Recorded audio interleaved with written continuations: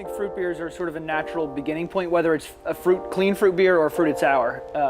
And the other thing that I think people miss is the way you're introduced to sour beers is important. If someone just hands you a beer that's sour and you're expecting an IPA, you're not gonna like it. If you get that little introduction, somebody says, hey, this is sort of like lemonade, it's fruity, it's got these kind of cool flavors going on, you're gonna be a little bit more open-minded and maybe more welcoming to it. A lot of people that don't think they like beer, and then you go, hey, try this fruited sour. You like wine, don't you? Yes. Maybe that's the real answer. It's not really necessarily an actual stylistic transition. My first introduction to sour beers was probably late 90s with the really sweet fruit lambics. If I remember right, it was probably Lindemann's Framboise, maybe their Creek. From there, it was other more traditional lambics, and then anything sour or wild from the US or all over the place.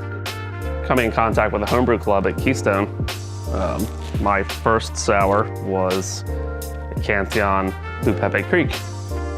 And you know, just that beer, it's just like pupils dilate and all the hair on the back of your neck stands up. And just, what is this? You're looking at the true spontaneous that we're doing as far as the coolship beer goes. You're looking at up to 3 to 4 years in barrels, and then blending from several different years to get different character. Wood is maybe not quite an ingredient, but definitely plays a role. The type of barrel, being oak or a different kind of wood, doesn't play much of a role, but the previous contents plays a huge role.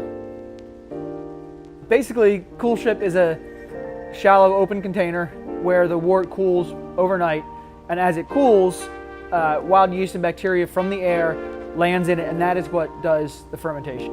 If we're going to call something spontaneous, it is truly spontaneous. Anything that's in the beer comes from the coolship or wild yeast on fruit or other ingredients, but there's no culture, no lab culture, nothing that we intentionally pitch. It all comes naturally.